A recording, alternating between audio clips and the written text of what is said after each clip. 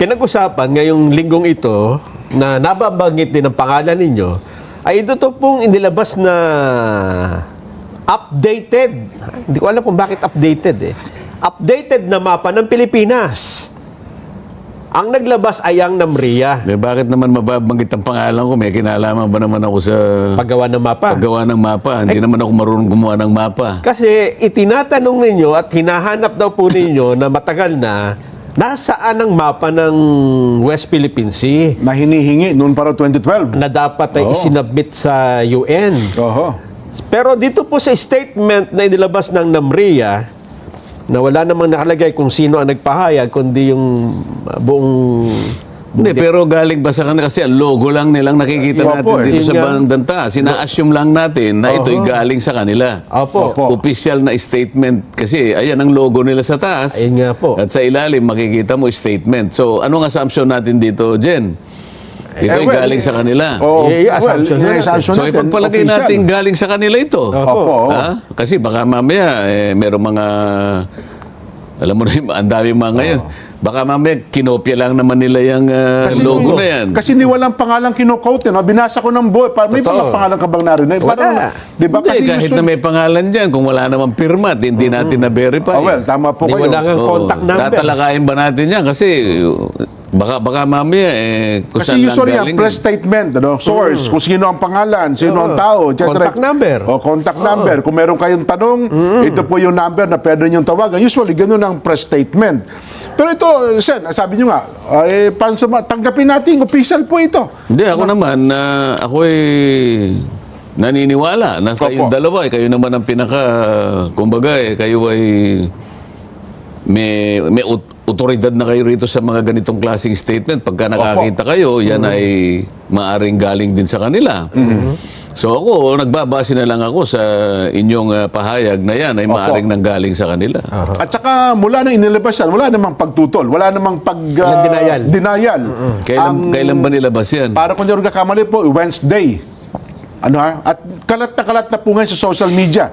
Ginagamit pa nga yan ng isang reporter nung... So, iwanan natin dyan. Kung naglabas sila ng mapa, mas gusto kong makita yung mapa. Ba't hindi yung mapa ilabas natin? ay, mapa. may po. Total, meron naman yata kayong kopya dun sa... yan ang mapa.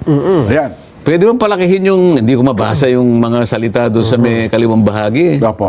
Pero ano bang nilalaman nung statement mula sa NAMRIA? Eh, Nason? ang- Yan, pakwento mo kayo. Ang sabi Sige. lang dito, yung West Philippine Sea ay 2012 pa, nandyan na sa mga mapa ng NAMRIA.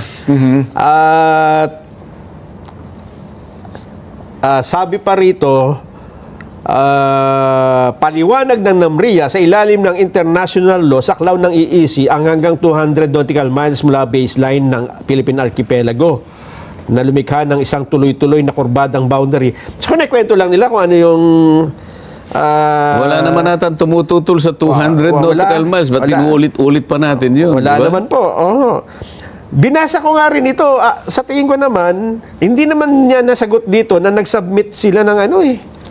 Ang sinasabi nila, 2012 pa ginagamit Na na ito natin, mapa. domestically. Pero, Hindi, kasi nga, hindi ba, mas maganda sana kung meron tayong makausap man lang na official ng NAMRIA. ayun nga, tama. Para silang magpaliwanag. Makapagtanong naman tayo ng mga ilang mga bagay-bagay sa ikalilinaw kung ano ba ang pakay nitong mapang Mapa na ito. Ayun nga. Alam mo, yung aking isang aide kanina nakasama ko, Opo. tingnan ko yan. Meron ba kung ano yan? Tingnan mo nga kung merong date yan, sabi ko. Nung sininag niya yan, sa pinakailalim mismo ng kwadrong yan, Yes. nandun yung December 2025. Ngayon lang. May date pala yan. Oho. Hindi ngayon, last year. Oo, last Opo. year. Opo. Ngayon, kung sinasabi ninyo na 2012, meron sila, bakit merong date na 2025? Baka naman anti-dated ito. Pag sininag mo yan, sa may bandang ilalim niya, nakalagay publish ka niya, December 2025. Ganun po. O, ang unang tanong, meron na pala kayong 2012, bakit 2025 ang date ninyo? Kasi dito sa statement ito, sa second paragraph, ay nakalagay na, since 2012, Oh. the Philippines has formally used the name West Philippine Sea in the government publications. Isa siguro yan, di ba? Yes po. Oh. In accordance with this policy, NAMRIA places the label consistently across its official maps and charts, including administrative maps, topographic maps, thematic maps, and nautical chart used for navigation. Oh, 2012 pa. Yes po. O bakit December 2025 ito? Ay yung published na nakalagay.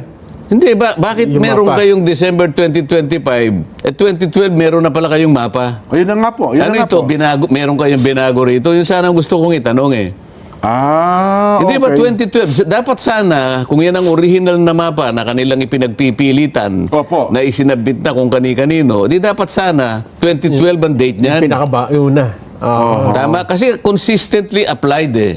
Yes, Consistently used. Mula pa noon. O edi sana ang nakita ko dyan 2012. Aha. O ngayon, ang tinatanong ko sa inyo, bakit ang date niya, bakit ang publication December 2025? Ganun O ba? paano yung nauna? Anong itsura ng mapa na Ano? yun? May West Philippine Sea nga ba doon? Basahin mo nga yung pinakatitulo niya, yung nakasulat doon. Umiikot kasi. Opo. Ibalik nyo nga. I-stop mo nga direct doon sa Oo. pinakauna. Oo. Yung Yan yung ano yung nakasulat. Kasi hindi ko na mabasa eh. Administrative Map of the Philippines. Tigil mo na. Opo. Administrative Map of the Philippines. Yes po. Nelson, ano ibig sabihin nun? Administrative map eh. mapang tayo lang sa Pilipinas. Hindi, yung Admin. yung salitang administrative. Aha. Wala ba kayong naisip na maaaring ikaduda ninyo? Kasi ang pinag-uusapan natin dito Oo. alam ko kaya sila nagpalabas ng mapa. Ang pinag-uusapan dito ay yung walang kamatayang West Philippine Sea. Opo. Tama po. Di ba? Kasi Ngayon, dyan sa mapa na yan, makikita mo doon sa kaliwang bahagi niyan, yung western side ng Pilipinas. Ito yung west di ba? Opo. Makikita mo doon sa kanan, makikita mo, yan ang eastern seaboard, makikita mo Philippine Sea. Opo. Dito sa kaliwa, yan ang western part ng ating bansa. Makikita mo yung mahaba West Philippine Sea. Opo, tama po. Tama. Yes po. Ang tanong natin, kung ang sinasabi nila sa binasa mo kanina na Since 2012. Opo. doon tayo doon sa NAMRIA places the label consistently. Oo. Ibig Opo. sabihin walang Tama lagi pagbabago. yan. Hindi nagbabago. NAMRIA places the label consistently across Its official maps and charts, Yes po. including administrative maps. Isa yan. Ito po. Yes po. Oh. Oh. Topographic maps, thematic maps, and nautical charts used for navigation. Okay. Ito, administrative map ito eh. Opo.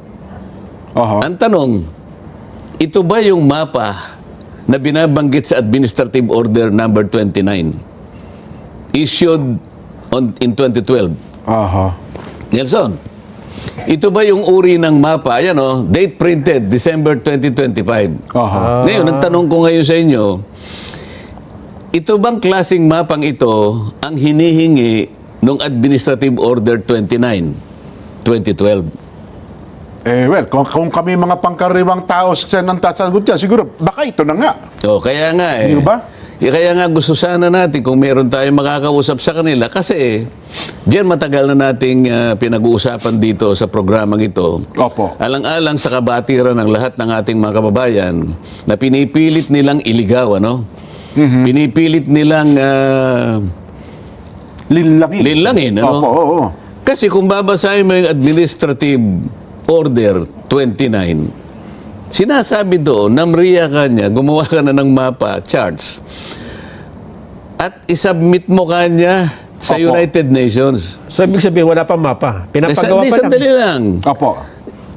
Pakaintindihin nyo, isubmit nyo kanya yung mga Submit. mapa na yan at isubmit nyo, i-deposit nyo sa United Nations. Opo. Sa opisina ng Secretary General.